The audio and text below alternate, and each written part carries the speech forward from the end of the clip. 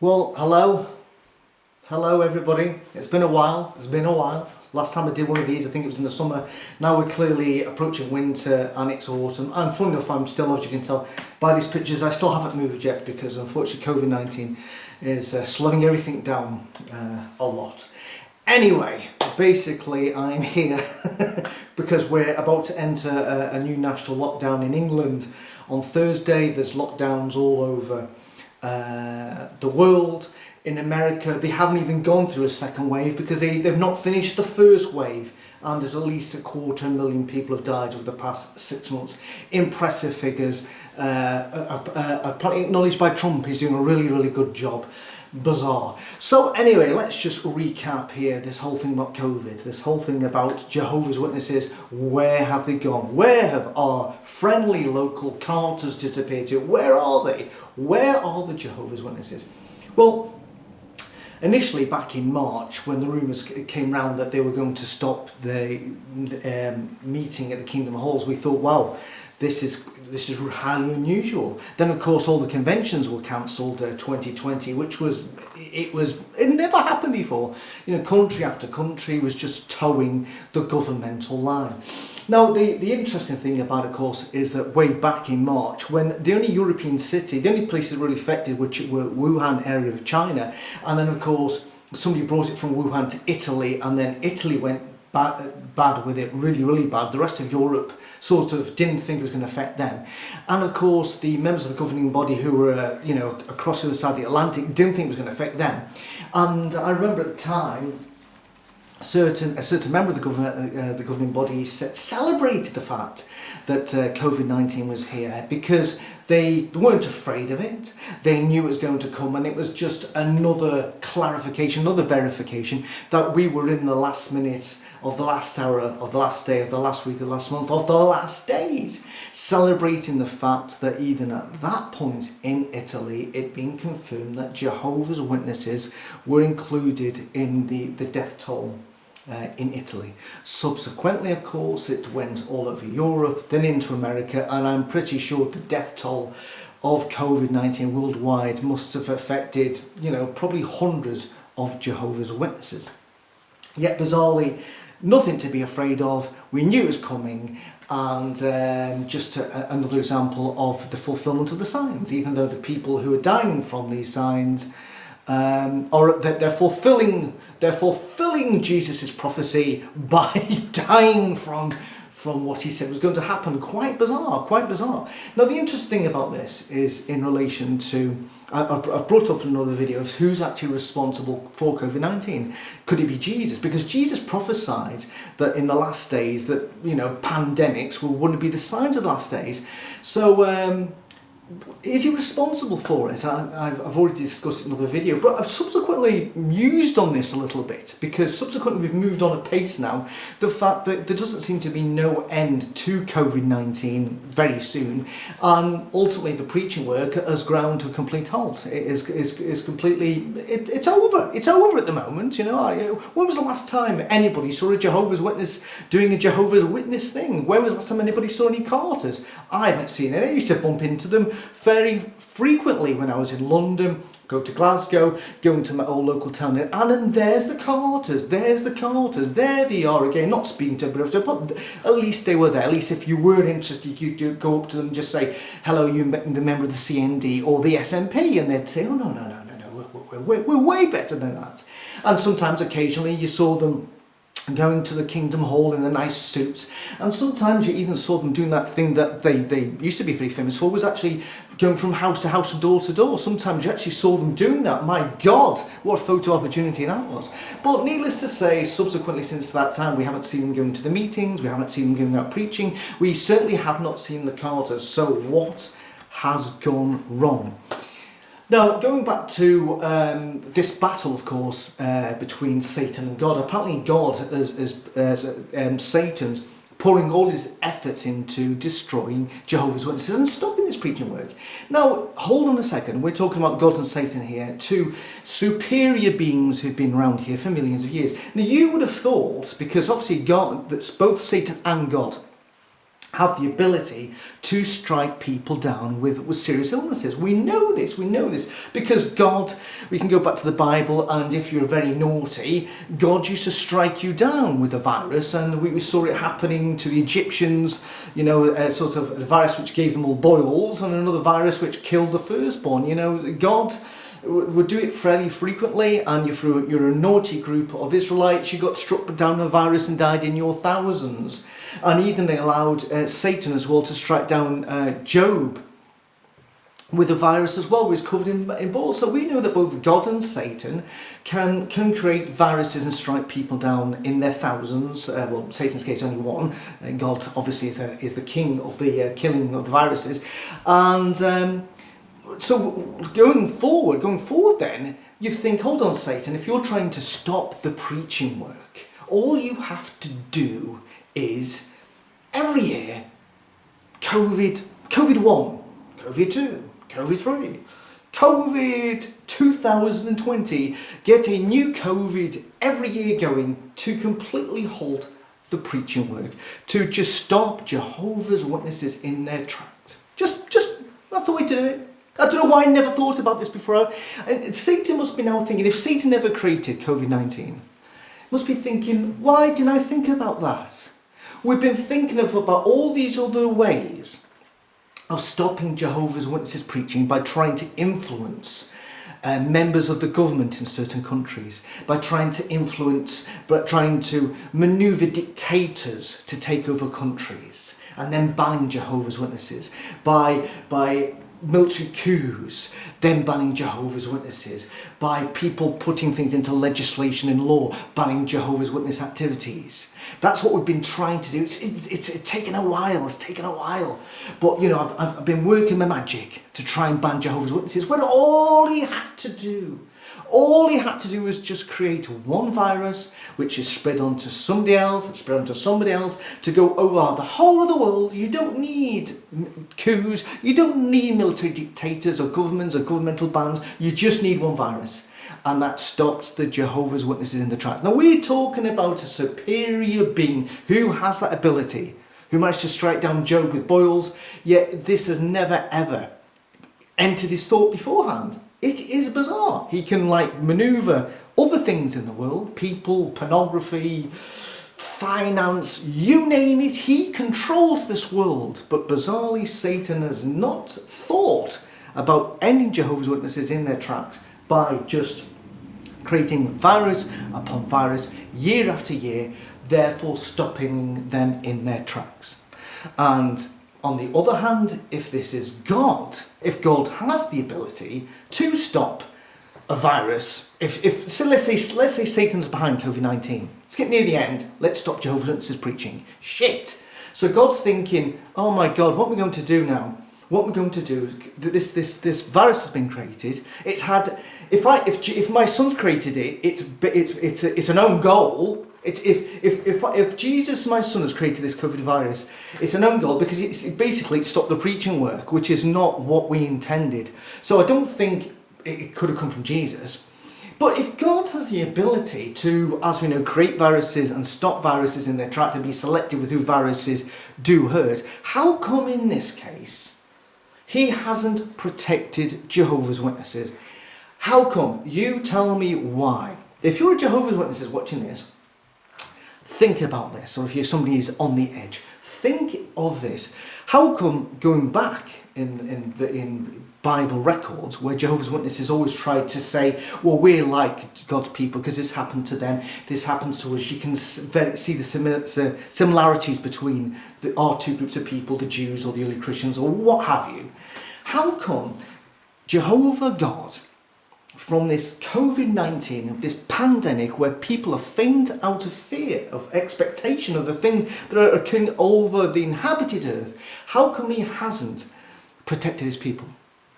You have this thing where Jehovah sincerely loves people. He doesn't want anybody to be destroyed in this global genocide, which is going to occur at Armageddon. And so he's sending out these people to stand in street corners, not actually speaking, thinking that's a great way of warning them of what's going to happen. Sorry, if you're a superior being, if you're a superhero, if you're a god who's been in existence for billions, what, forever, you would have thought probably the best way of doing this is following the example that he'd done previously. In Egypt, as we know, when the illnesses, the plagues came down, it didn't affect God's people. So anybody else who was in Egypt at the time could say, this group of people, these Jews here, their God seems to be more powerful than Pharaoh and all his gods. So when eventually Pharaoh left, said you can go, they upped sticks and went with them, because it was obvious that God was with these people. Because why? Because God protected them. God protected these people. So they said, well, we're off with this group of people, because this God, the God of this group of people is the superior God. We'll forget our gods, we'll forget their gods. This Jehovah guy, this Yahweh, whoever he is, he's the main man. We're going with these people because he's offered them protection from these viruses.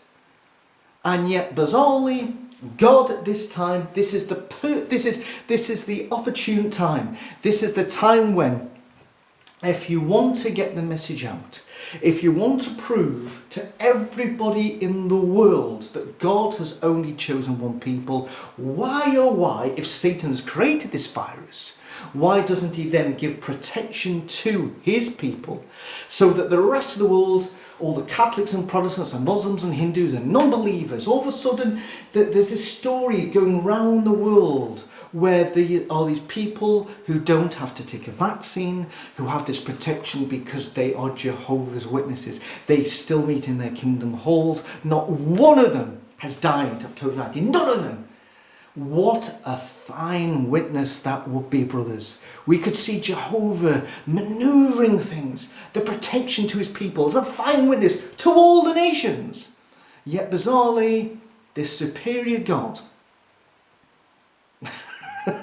hasn't thought about using this protection as he's done in the past to prove that God is with his people, the Jehovah's Witnesses. It's extraordinary. Also, what is extraordinary is how compliant the Jehovah's Witnesses are now when it comes to governmental guidelines and restrictions in relating to meeting in places of worship and in preaching. Isn't it amazing when we think in the past that people, when their particular country that we're in and their government or the dictator or the military team who are looking after the place would put down local guidelines or laws and just say, no, you're not meeting in your kingdom hall. No, we don't want you meeting in houses, discussing your faith things. We certainly don't want you out publicly preaching to people. We don't want you going to people's doors. That's not on. We don't want it happening. And if you do these things, the punishments can be severe. You could be fired from your job. You could be arrested and put in a police cell for a night. You could be sentenced to go for a lengthy prison for a long time, or some cases you may even be put to death. And yet the Watchtower would say to these brothers in countries who are affected by those sorts of rules and regulations, would say, no, brothers, we cannot be compliant to these restrictions on our service, because this good news of the kingdom must be preached in the inhabited earth for a witness to all the nations, then the end will come. In the cases like this, Jehovah's laws come first. You must not forsake the meeting of yourselves together. You must continue the preaching work. And so therefore, sorry brothers, if this results in you being arrested, losing your job, having a lengthy prison sentence, or potentially losing your life, not to worry, Jehovah God will reward you. Do not be governmental compliant. Do not be compliant in obeying the rules and regulations of whichever country that you're in at the time, because what we suggest, And what we absolutely insist on is that you obey the laws of God over the laws of man, even if it may end up with you losing your life. But bizarrely, what a turnaround, what an amazing turnaround worldwide, where the Jehovah's Witnesses have decided to all of a sudden become governmental compliant. All of a sudden, in every corner of the world, the Watchtowers Instructions to all their flock is to, yes, please, obey the governmental guidelines. If they say do not meet in the Kingdom Hall because it's not safe, don't do it. If they say not to go out from your house, don't do it. If they say, no, we don't want you going out preaching, don't do it. If they say don't go out meeting in groups, don't do it. It's bizarre, because all of a sudden, Jehovah's Witnesses realise that, hey ho, if they do that, if they've met in assemblies, if they continue to meet in their kingdom halls, the Jehovah's Witnesses would have been decimated, completely, utterly decimated by this virus. And in fact, I probably think even the governing body were thinking, hey ho, if it becomes into Warwick here, potentially you could lose the governing body, all the members of the governing body, overnight. So it's a little bit self-serving, isn't it? Isn't it interesting? If it's not affecting you, if all these restrictions are happening in some African country, or in China, or in Russia, or places where it's banned, it's all right to still say to them, just go ahead and do it. Jehovah will bless you. You'll be rewarded. Even if you lose your life, you'll get a resurrection. If you lose your life in the service of Jehovah, you'll be rewarded. You'll get a resurrection. But apparently, it's changed. Now it's like, oh, if you lose your life by COVID, you know, you by not following governmental regulations, well, maybe Jehovah won't bless you, because basically you've sort of committed suicide. And we know that Jehovah's Witnesses have frowned upon people commit suicide in the past. So it's bizarre. The hypocrisy is utterly outstanding. It is. So if you're a Jehovah's Witness watching this, you've got to ask yourself a few things. Why doesn't Jehovah protect his people? Why is Satan allowed to shut down the preaching work? Why has the Watchtower become compliant in every corner of this world when it comes to the suspending of all the activities that we know that Jehovah's Witnesses do? Just think about this. If it wasn't for the likes of Zoom, and you don't have Zoom in every corner of this world, as we know, if you're in a place where there's, I've got Wi-Fi, I've got the internet, I've got 3G, 4G, I've even got 5G. There are corners of this world where there's no G, there's no GG, there ain't any Zoom meetings. And so, when people are told to lock down, there's nothing. There's nothing at all. So Jehovah's Witnesses can still have this strange thing, that they can still have this strange fellowship. But let's just say, sorry, that doesn't count. as you're not meeting together. You're in your little house. That doesn't count. Yet bizarrely, it's all right. It's all right to just do that. Now that's okay. That's acceptable. That's acceptable. And I'm sure it isn't acceptable. I'm sure that, to be honest with you, if there's ever an end to this COVID-19, I think there are some Jehovah's Witnesses who are going to seriously question what happened. Where was the protection from Jehovah? Why weren't they allowed to meet in the kingdom halls? Why were the governing body didn't think that Jehovah would protect them? Because at the end of the day, this proves more than anything else. And I've said this before and I'll say it again. This just COVID-19 doesn't care what race you are, or what religion you're from, or even what age you are sometimes. It will kill you. It'll affect you. In some cases, it will kill you. It doesn't matter. So in other words, it doesn't matter whether you profess to be part of a religious group that is chosen by God to preach this good news of the kingdom, because I kid you not, there are people right now who are suffering terribly from not seeing their family, not engaging in any activities, and and this is not just one country, this is people of age groups all up and down the country, and not just in the country, all around the world. At this time, more than ever, they need some good news. They need to have some understanding of why things are the way they are. This is the opportune time right now for Jehovah's Witnesses to be delivering that message, and they are nowhere to be seen. So if you're a Jehovah's Witnesses, you must be saying to yourself, why? Why? And I tell you what, if that's not proof enough that this whole thing is a lot of nonsense, and that Jehovah's Witnesses aren't God's chosen people, and there's no protection at all, I don't know what there is. Anyway, enjoy the rest of your day, and catch you maybe later. Who knows? Maybe there'll be a vaccine in the next 6 months, but hey, I wouldn't put any bets on it. Bye bye.